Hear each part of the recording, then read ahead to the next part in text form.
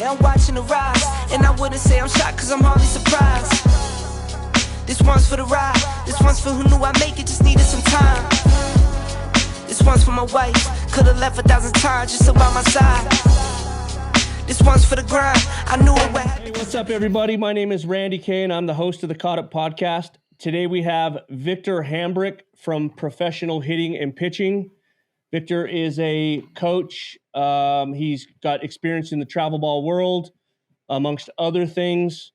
Victor, it's always great to have you. Thanks for taking the time to get caught up. You're welcome. How's everything up in Dewey? Good. Yeah? Staying busy? Rainy. Weather's been rainy. Yeah, I'm staying extremely busy. We have been, we've gotten so much rain down here. It's kind of weird. It's been good for the grass, I guess, but not good for practice. Not good for lessons if you have to do them outside. Let's jump right into it, man. I obviously I know you. We've spent a lot of time together, coaching together over the years. A lot of time on the road. Had some great conversations. But for the audience, can you just kind of give us a quick rundown of your background and the things that you've done in your life and is what has led you up to this point?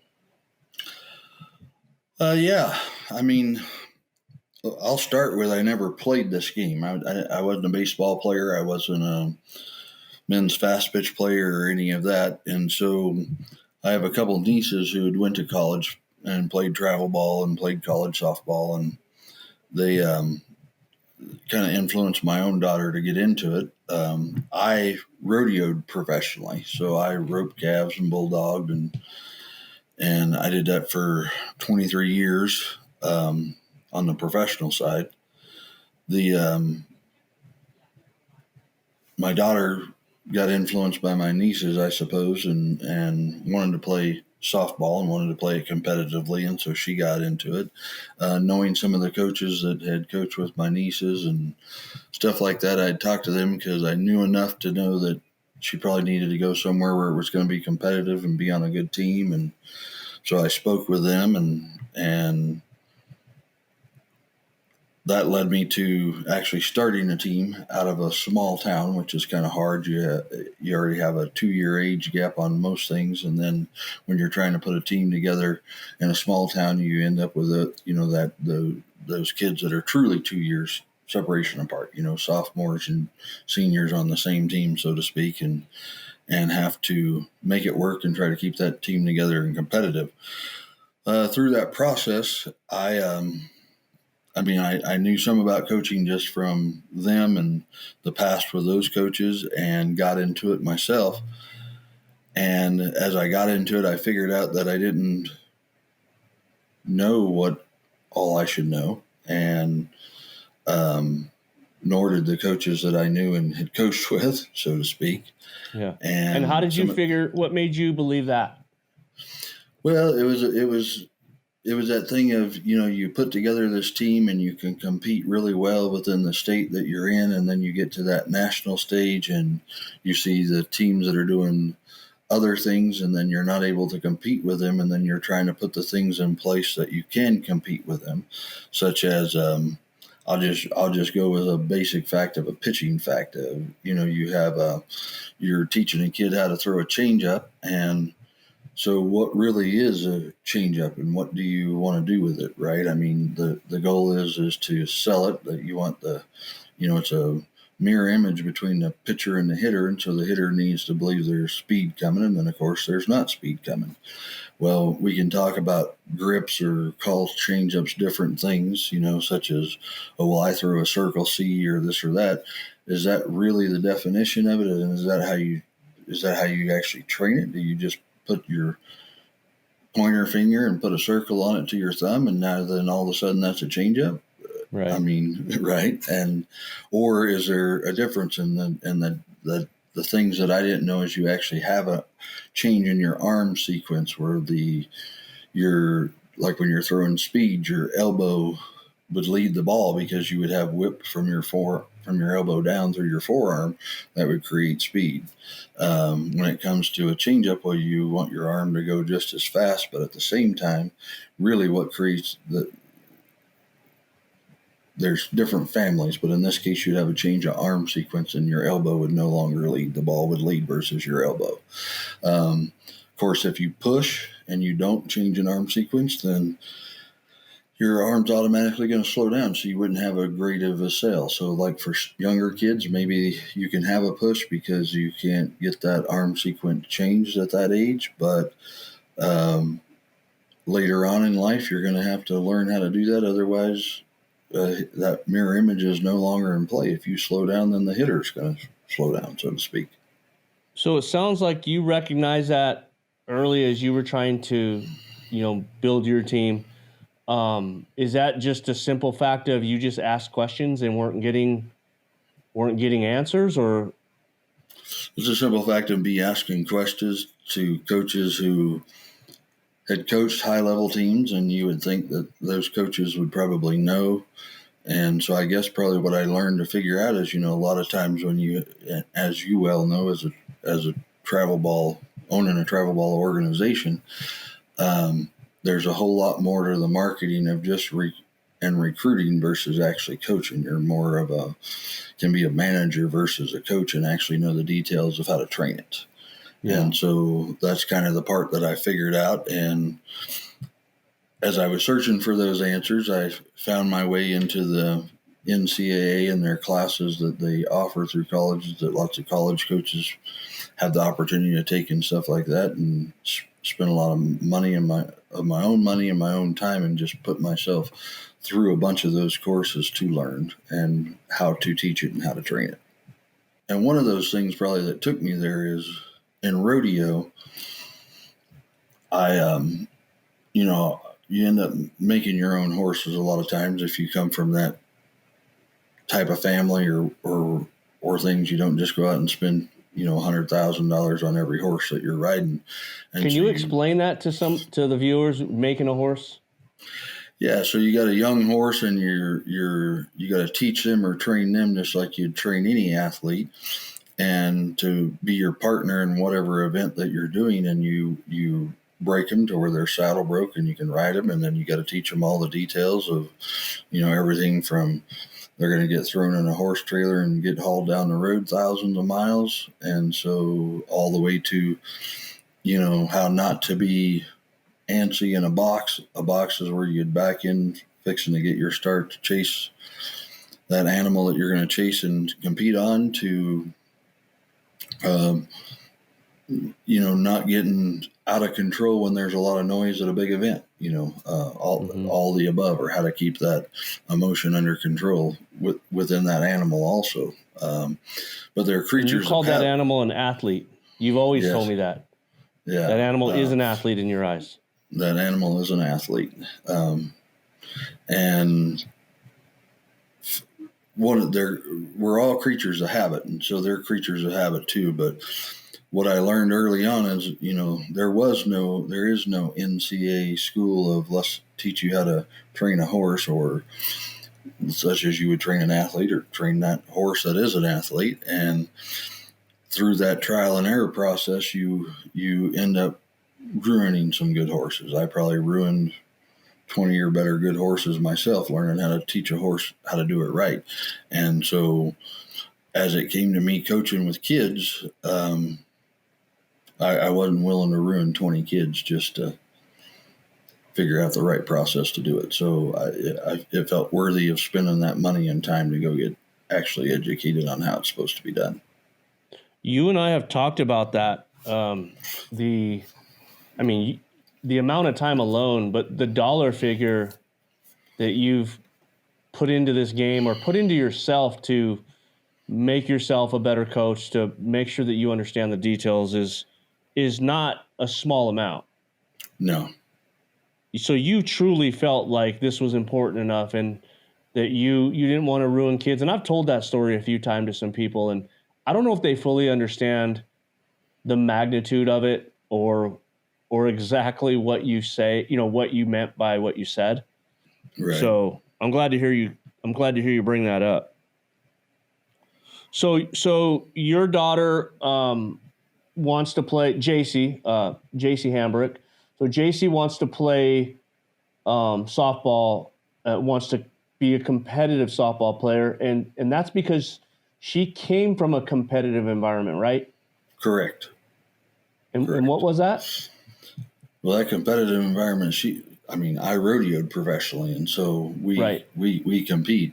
She also had nieces that played softball and played at a competitive level, travel ball, and played at college. Yep.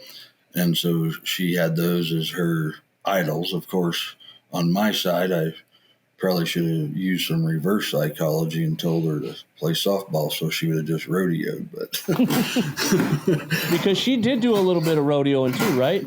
She did when she was young, yes. Yeah. But there's not enough time to do it all, and so at a really young age, I told her that she had to choose between the two. And because there's just not enough time to practice and do all the things that you have to do and be, you can be a jack of all trades and a master of none, or you can go put your work in to master what you're trying to do. Yeah. And you guys did that. Yes. For a very long time. And I remember even when I first met you, I think they were in 7th or 8th grade, and you had gotten a hold of me because, I was kind of already in that space with a little bit of an older group. Yep. And I remember you bringing me up to your facility in Dewey. And I mean, those two young kids, it was Caitlin, right? Yep, Caitlin Neal and JC. Yep. They were both throwing, 60 plus as, I think they were were they 8th grade? 8th graders. Just, yeah. Yep. And so tell the audience how, because here's the thing that I've learned a lot of stuff from you. You know that. You and I have had lots and lots of conversations. But that didn't just happen to get to that 60-mile-an-hour mark. That's not something that you guys went and, you went to your 2 nights a week practices and then we're just kind of hoping to be at a certain point by a certain age. That was something you actually planned, because you say something to me all the time is you got to plan the work and then you got to work the plan. So can you share that? Yeah. What the things that I was looking to do is I was teaching a team. And so I wouldn't look at the teams locally in the state as my competition, or those that were, this team won the last 3 tournaments this weekend in the state, or this and that. What I looked at as competition is they're wanting to go to college. And if you break down the college numbers, we'll just throw out some simple numbers. If you look at college, Division I colleges that play softball, there's approximately 290, 300 of them. And so if you look at an average on what they're going to recruit out of the nation per year for pitchers, if you break it down for a standard, we can not go by what's going on with the portal and stuff and COVID. But if you look at a standard, if you watch a college graduating class, what do they average? Maybe 4 per year that they're graduating off of that team.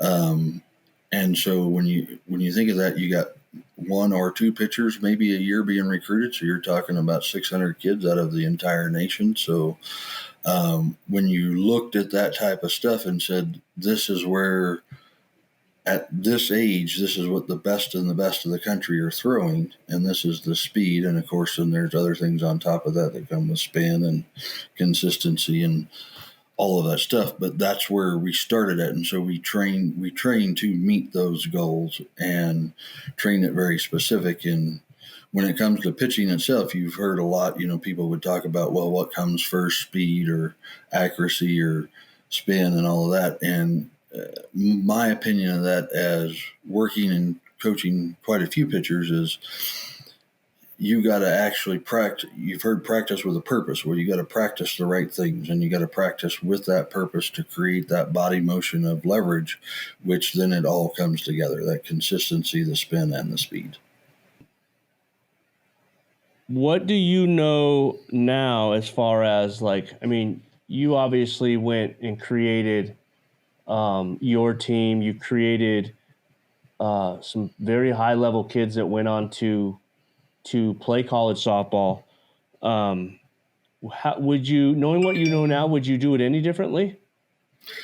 I think I would do it differently. I mean, some of the things that I think have grown on that we overlook that are that the things that you can't touch or see really or feel, right, or measure, so to speak.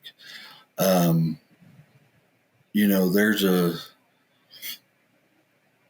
competitive, there's a couple different things, but I'm going to go to me. I didn't play this game, but I was a competitor. So when it comes to the competitive part of what I did is I had to train every day also to compete, to try to be the best. And when you do that, there's also a mental part of that side that comes into play. And that mental part of side is, as they say in softball, it's 90% mental and 10% physical. So when you think about that 90% mental part of that game, you got to work that just as hard. And I don't know that that's as easily teachable, or if you find that in kids that are competitive or kids that know how to maybe handle that mental side. But like everything in the world, right? Life's not fair, right? You know, the world, it's not fair. We live in America where I believe in competition and hope this country still believes in freedom and competition.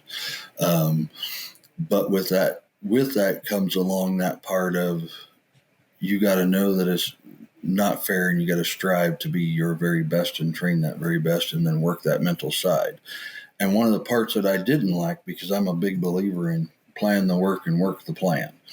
Well, I think part of that work that you have to plan, if I had to do things differently, is I would have part of a plan in there. So for maybe some of that political side of it too, as far as how you build that organization or how you build that team, or the way to master that, the politics side of that, to where you can draw the best of the best, or things of that sort.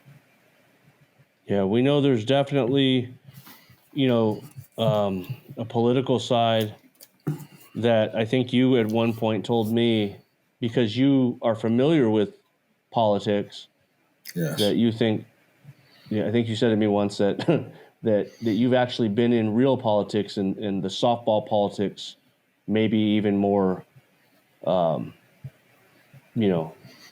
may be worse. Yeah.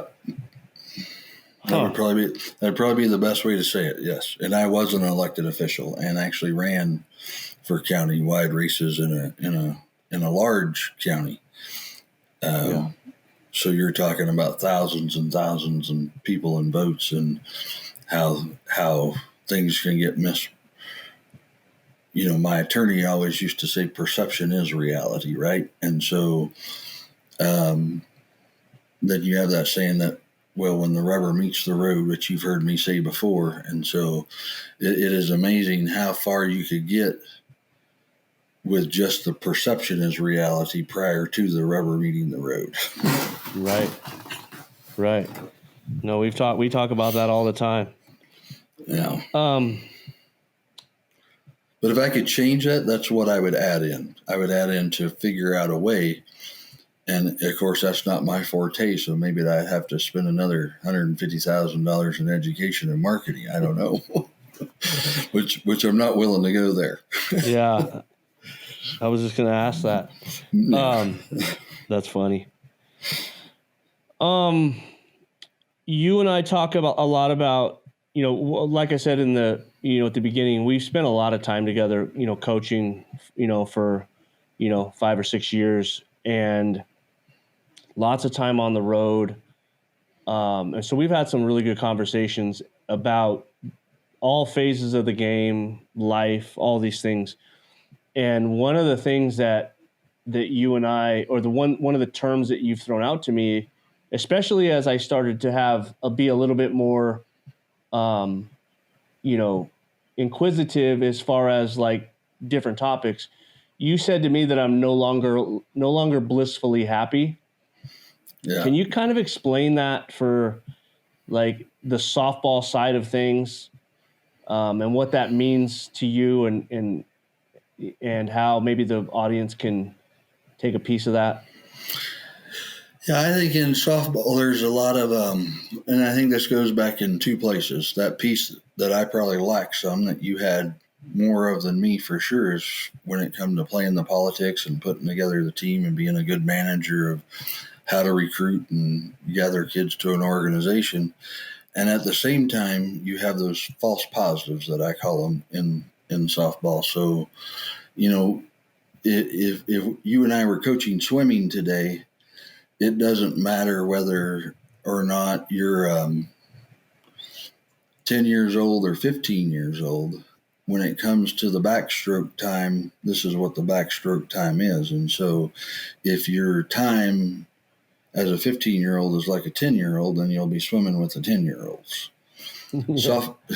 Softball doesn't work that way. If you're 15 years old, you don't get to go play on a 10U team, even though you may play like a 10U team. Right. If that makes sense without being too derogatory there. So when it comes to a false positive, that false positive is, and we see this throughout the school system. I think we see it throughout even the collegiate system some.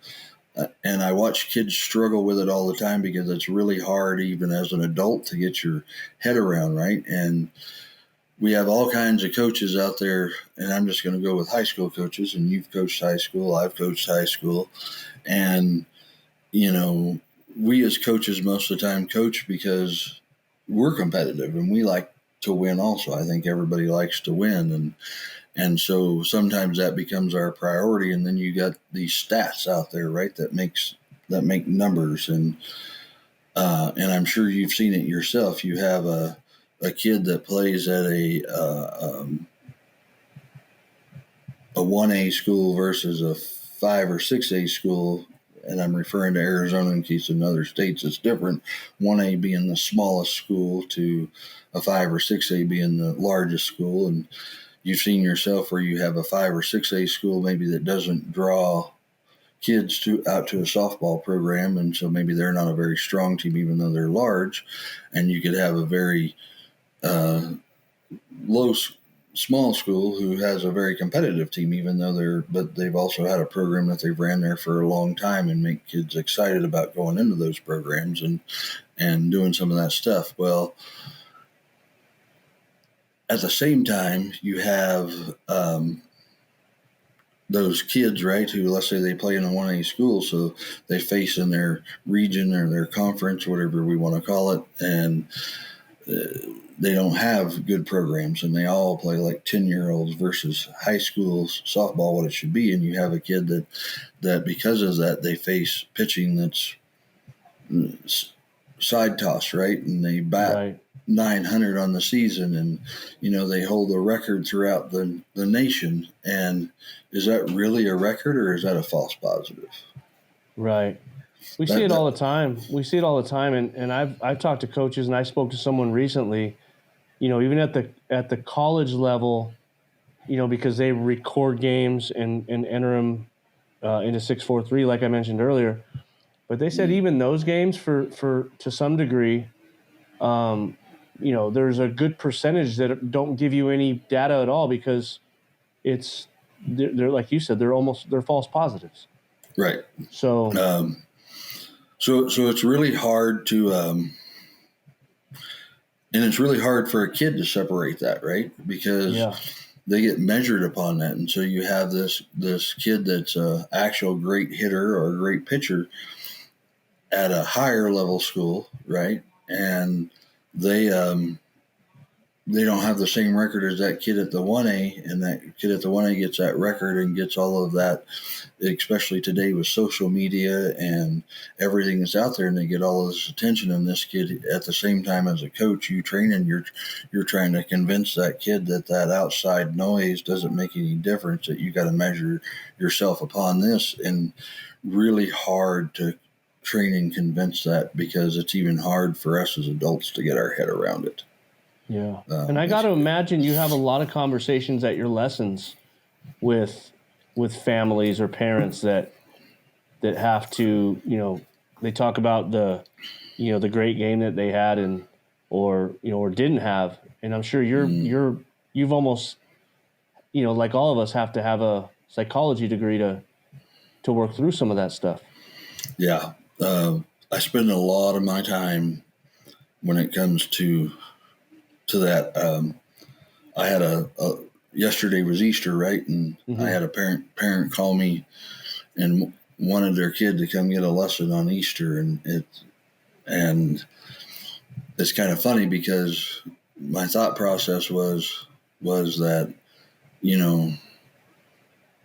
really what needed was a psychology lesson over what was going on in high school softball. Yeah. Not a lesson. Yeah.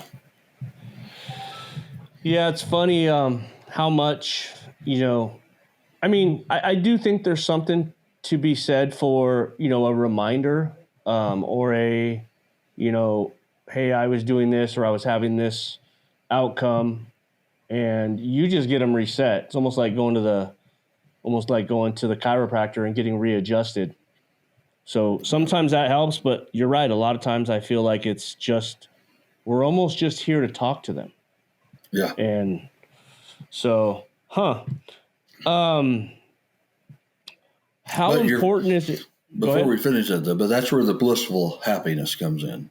Right. If you don't know any better, then you think that kid that took a golf swing and hit one over a fence that a pitcher was throwing it in as a slow pitch front toss type thing, and all of a sudden they're a great hitter because they hit that over the fence, and the coach that didn't know any better just rewards that home run. And if they end up doing if they do know better someday, then they've lost that blissful happiness.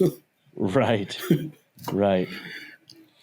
Yeah. What can some of the parents, like, how can a parent stay at least more aware of that fine line of blissful happiness? It's I think a parent, they could probably, it takes work. They probably need to spend some time researching themselves on really what it takes to be successful. And then maybe that definition of success has to change a little, because I don't think we're going to beat that world of perception as reality. And if you truly want that kid to have their most successful college career, or be completely happy with their college career or what they do later on in life, it's more about just making sure that you figured out what they should be working to train, and that work ethic that comes through, so it applies to everything else in life.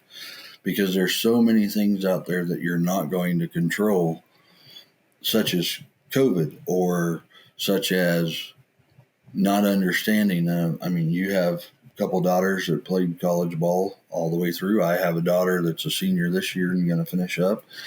And I think all that way through the process, you learn how to be a better parent, how to be a better, what you can and cannot tell them. Me as a coach, I've coached my own kid just as you've coached your kid. And then I've also had to guide them through college. And probably some of the best tools I gave her is that work, and you work as hard as you can. And that doesn't guarantee you the outcome that you're going to be the one that plays every inning, or that's not going to be the one that makes you the one who gets all of the stats or the rewards that come with it from high school or NCAA. But what it does is it lets you know that you have the ability to go out there and do a job and get that part of that job done when it is your turn or your time. Yeah. And at the same time, there's other things you can't control. I mean, I ask myself all the time, as I'm being the best parent that I can, and the best parent that I could be is, when my daughter started this out, was, this is about work, hard work, getting a good start in life. They have scholarships for these type of things, and you're going to work your way to earn your scholarship. And if you walk out of college with that debt free, you have a great start to life. And through that process, you got to let them know that we love to see you play, but we also love to see you just be part of a team and know how that team goes. And you never make it about what it should or shouldn't be. I can remember telling my daughter to make sure I didn't put that pressure on her, that it doesn't matter whether you throw another pitch ever again in your life once you've accomplished your goal, because I love you either way, and you just be part of that team. Yeah. Yeah, there's it's still a team game, right? Yep. That's good stuff. And and sometimes, the payoff, right? We look at the outcome, and we want the outcome of the payoff of, okay, I pitched or I played in this many games, throughout my career, or I was able to make these stats and, this or that. But sometimes that payoff it may not be the payoff of those things. It may be the payoff afterwards. The payoff of learning how to, manage your time and learn how to mentally grind through a situation.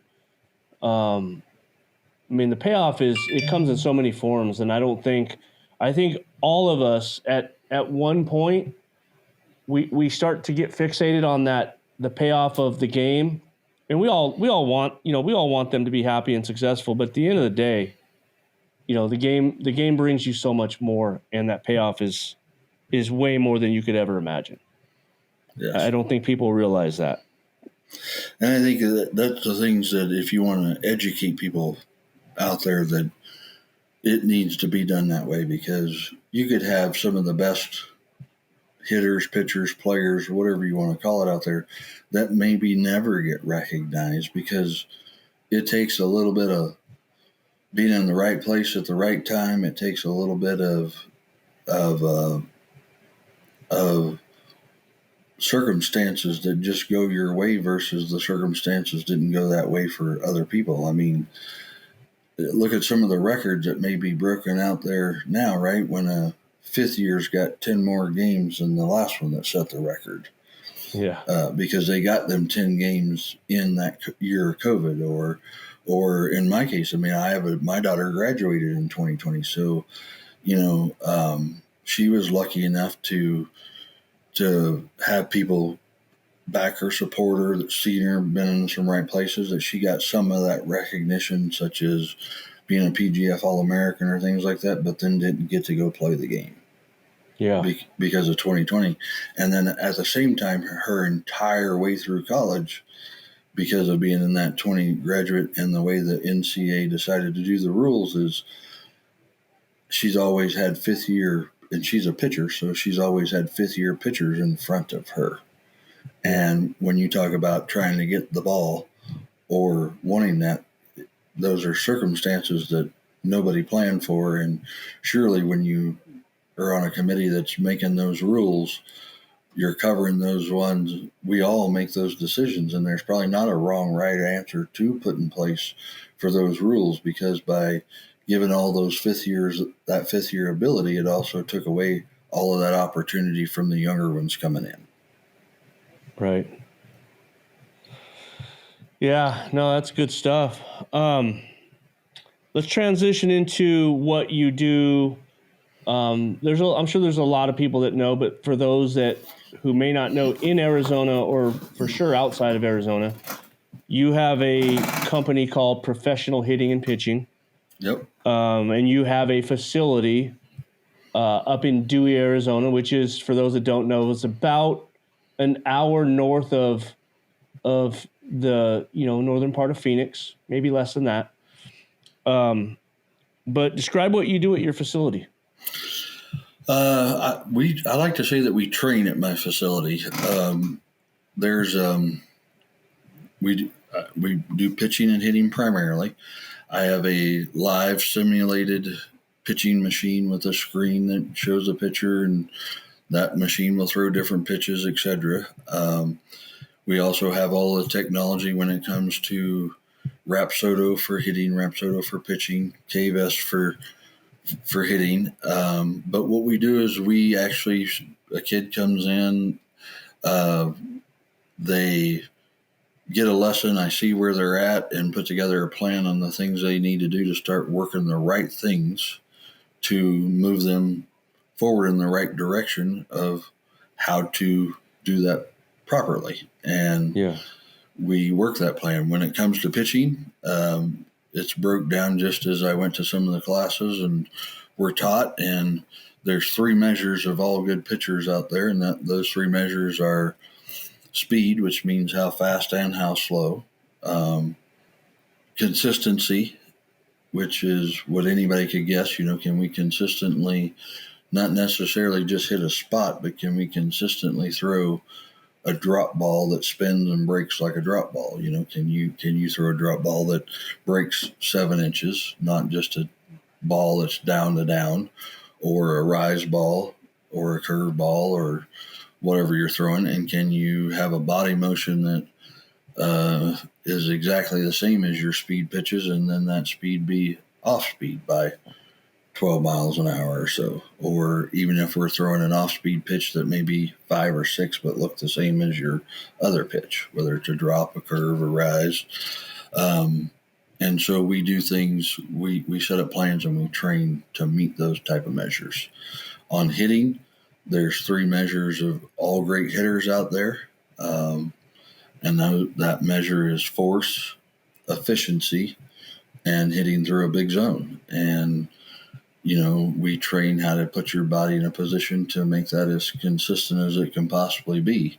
And with that, what a lot of people don't realize is when it comes to all of it, what makes great hitters is hitters that can start the latest. What make great pitchers are pitchers who have that speed, consistency, and deception, which means that's the 3 measures for them. Can we make that, not deception being just off speed, but that deception of every ball is in the same tunnel on the same, we're all belt high and we're all swinging at this as a hitter, and then the ball moves somewhere else. That's what deception is. Yeah. And through that process, what's interesting is, let's take as a hitter, if everything was perfect in your motion, you were just great with everything that you did with your body, have you got that mental side then to go play the game? And the same with a pitcher, because now it comes down to the truly mental part of that game of, did I set them up? Did I make them guess? A hitter, was I able to not let them make me guess, and was I able to start the latest and see that ball and put it in play? Yeah. When it comes to pitching, how important is spin? Oh, I would say that spin is, when I gave the 3 measures of speed, consistency, and deception, they're all equal measures, 33 1/3, so to speak. So when it comes to spin, if you don't have consistent spins, then you're not going to be able to throw a consistent pitch. So now you already lack 2 of the measures that would be out there. And then that 3rd measure, which is deception, if you have no deception as a pitcher, you're not going to be very successful at being able to set them up and play that mental part of that game. Right. Because one of the things that I've learned from you is that, what defines a pitch is spin. It's spin, yes. Right? And so that's why I asked the question. Not location. Spin defines. Can you explain that so anybody out there who's watching would understand it? A lot of coaches out there today would sit back and say, Les, throw the ball, a curveball, to the outside of a plate on a right-handed hitter with a right-handed pitcher. And if that curveball is over by the left-handed batter's box, then they would say it was a great curveball. Well, right to the catcher's right knee, right from the rubber. Yep, exactly. And so, did it actually curve over there, or was it a straight line out of their hand over to that spot?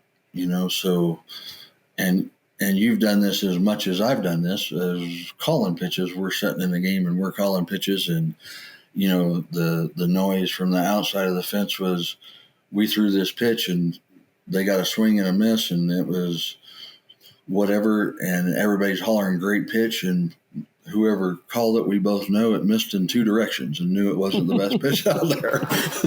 It was a rise ball up and in. Yeah. Yep, absolutely. And those are ones though those are the ones that we just go, hey, great job, and then you and the pitcher look at each other and go, yeah, we both know we're good. Yeah. And the catcher. Yeah. Absolutely. But a lot of coaches would define that as oh, that was a great pitch, right? Because it went to the right side of the plate, so it was a curveball. Well, no, just because it went over to the right side of the plate doesn't make it a curveball. Yeah. And what makes the ball spin? Is it, grip? Well, I think it's your hand position. And so what I like to describe is our body position should remain the same as far as what we use to create force and leverage and to make our arm whip to throw the ball as hard as we could throw it or as straight as we could throw it and be accurate with that. And then where your hand is positioned, you either whip over, under, or around the ball, and that's what makes it spin. Gotcha. So grip is a small factor? Grip, I wouldn't call it a small factor. It's necessary for you to have that grip in the right place to set your hand in that position to use those seams as part of what rolls off your fingers to create that spin. But unless your hand's positioned to, I don't care how you grip the ball, if you grip the ball like a rise ball, but you whip over the top of the ball, it's not going to rise. Right. So it's just important to make sure that we're positioned to whip under, over, or around as it is how many seams are we going to cut the air with. So give me an example of treating the symptom versus treating the disease.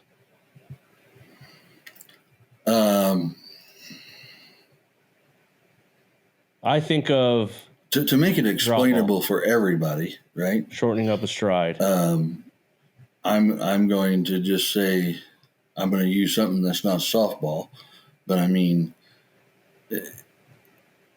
you have a tumor in your head, a cancerous tumor, and it causes you to have a headache all the time. And instead of taking care of the tumor, you take aspirin to try to numb the nerves that are causing the pain of the headache. Well, when it comes to training athletics, I mean, people will go out there, let's talk with hitters or pitchers, either one, and we're going to talk about, okay, we can't create the spin on this ball, but we did nothing with the lower half of their body. All we talked about was the grip or the front side or all of this. Well, you can do everything perfectly, but if your lower half hasn't been engaged to create that drive forward, if your lower half, I mean, I can hold the ball in my hand and pretty much turn my shoelaces on my drag foot pitching, and my hand's going to move with my shoelaces almost. That's just naturally the way our body works. And so my spin will be off. If I was trying to throw a true straight drop ball that's straight up and down, not has gyro on it or bullet spin on it from side to side, then if my feet aren't right, the ball's never going to be right. You have hitters that come in all the time and talk about, well, my coach, we're working on my hand path. Well, if you lay on your back foot and your belt line around your pants is running at an angle to the sky, no matter what you do with your hands, they're going to run from down to up. They're going to match your belt line in a swing. Yeah. And so you could work on the hands all you wanted to work on, but if you don't fix the lower half, you're just treating the symptom. You're not treating the disease. The disease is in the lower half. Gotcha. What are some of the things that stand out the most to you with young hitters or pitchers in terms of things that they could improve on or things they may not do properly? I think with hitting, I call it getting ready. And if they don't get ready the right way, then nothing else is going to work. There's about 13 things that can go wrong with a swing. And there's only a couple that could go wrong if you actually got ready the right way. And getting ready means that we had a great athletic stance to begin with a good two-eyed look at a pitcher. We stay within our walls, and we have a negative move, which would be considered a load, as most people would say. We have a forward move, whether you take a step or don't take a step, but that actually transfers that force, that invisible force that you can't see from the ground that's held between your knees, your legs, and it's transferred to your front foot, and then you're ready to swing. I like to say there's two phases of the swing. You get ready to swing, and then you swing, and the turn is the swing. So if everybody taught their kids to get ready hitting, and the same would be true with pitching, except I don't really call it getting ready, but you have to drive first forward. You have to attack your target, and you must drive straight and let your arm open your body versus your lower half. But if you got ready that way to pitch, then your pitching would be on the right track, and the same with your hitting. If you got ready, your hitting would be on the right track. But I think when it comes to kids, right, and one of the things that I've learned through classes and stuff is that we have cognitive skills and we have motor skills, right? And cognitive skills are something that are reading, writing, math, arithmetic, whatever. It's a memorization thing. And so if I go ask you to take your algebra test today that you had in high school, how well would you do on that algebra test? Probably not very good. Yeah, you haven't used it in a long time, and so you forget it. If I ask you to go ride your bicycle today, how well would that go? You want me to ride it with no hands? Yeah. Yeah. That's the difference between a cognitive skill and a motor skill. And the other difference between them is a motor skill never goes away. So if you learn it the wrong way, it will always be there. And so athleticism isn't something that comes from the cognitive side. It's a reaction, right? And it's something that your brain pulls from a file, so to speak, that you when you're under pressure and you're in a game and you react, this is how you react. And if that skill was learned the wrong way until you build a file bigger than an existing one, it's going to pull from that old one, which is the wrong way. And so the best thing that young kids could do is learn how to get ready the right way, whether they're pitching, fielding, or hitting. And if they did that, but that goes back to that world of perception we talked about. I mean, when I coached a young team, I knew that already and had learned that. And so what I made important was my hitters to get ready. That's how they got in the lineup. It wasn't necessarily important that they golfed that ball over the fence. I had to make important for them a reason to get ready, because it wasn't. You've been to a lot of softball games, and I think the only time you've ever heard anybody discuss about, hey, did you watch that team get ready? Was between me and you. We've never heard that from the outside of the fence. No. Right? No, they just said those teams hit. That's what they say. Yeah, that's what they say. Got some good hitters. And we know why. Yeah. And so, but it was never made important for the kids, right? Because what was made important was that result, and not what created that result. Yeah. And that's part of the back to the blissfully happiness piece. That's part of it there. One of the examples I like to use with kids, especially a lot of the older kids that I teach or work with, is when it comes to the motor skill, go back your car into your garage with another car in there, for the first time. Do you remember doing it the first time? It probably took a little time, and now you and I both know we could back our cars or our trucks into, a tight little spot with no problem. Yeah. Now we get to cheat a little bit with a camera. I don't know how we ever backed up without a camera, but it makes it a little easier. Is there anything that you would change with the sport now that you've been in it for so many years? Is there anything that you wish you could change if you had the power to change? Yeah. If I could change anything, I would want to. I would have an effect on that perception part by being able to change how those stats are collected, or how those awards and that perception from high school all the way through are given, to not let that influence it to hurt the sport versus help the sport, where you truly were given, the right kids got the right awards, not based upon some of them false positives. Yeah. I mean, someday, we see it all the time, these players get all these accolades and they get all this, all this interest, and then, you never, when they leave from travel ball, you never hear from them again. So, at some point they're going to track all that stuff too, hopefully. What's your best memory out there of coaching, or any sports memory?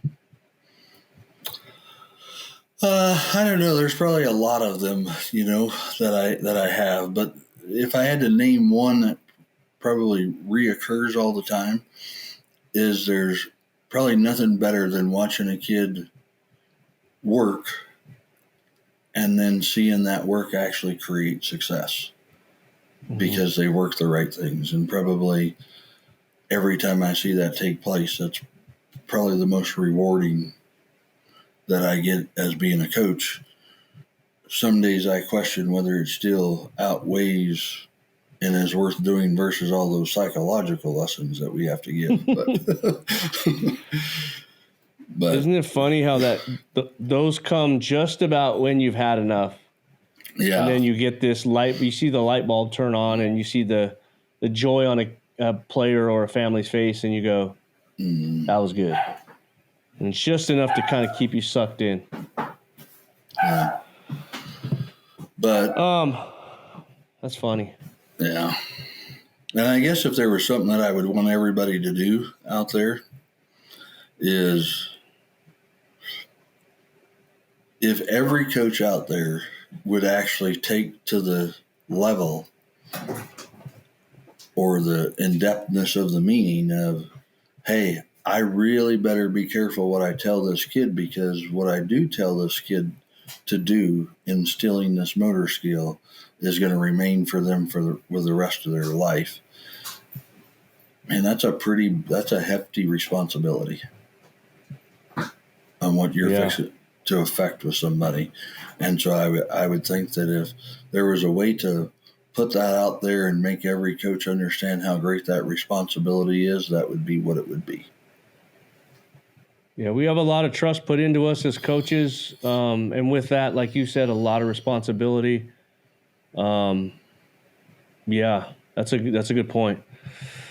You got any final thoughts? I mean, maybe that's it, but you have any final thoughts before we wrap this up? I think that's probably it. That would be the message that I would like out there, is own that responsibility, know how big of a responsibility it is. Yeah.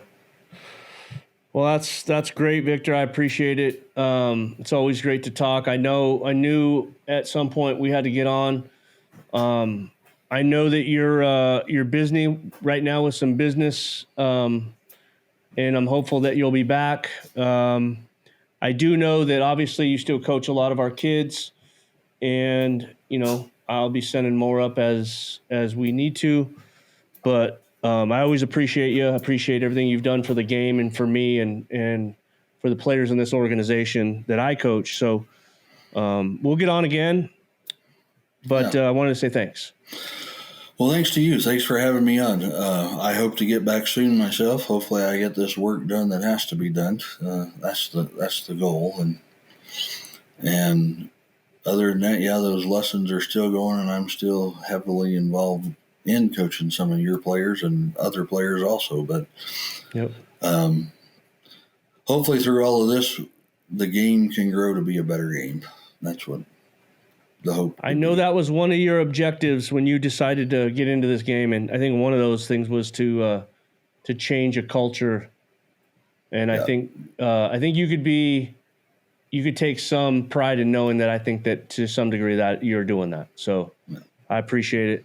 There's a lot of people that value your opinion. So, all right. Well, hey, yeah. I just wanted to say thanks for listening. We will continue to elevate the sport and get caught up with those who are influential in the fast pitch community. And hopefully we can help you navigate your softball journey. If you enjoyed this content, please like and subscribe to our YouTube channel, Caught Up with Randy Kaye or at Coach KAZ.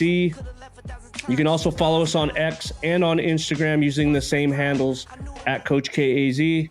Thanks to everybody for watching.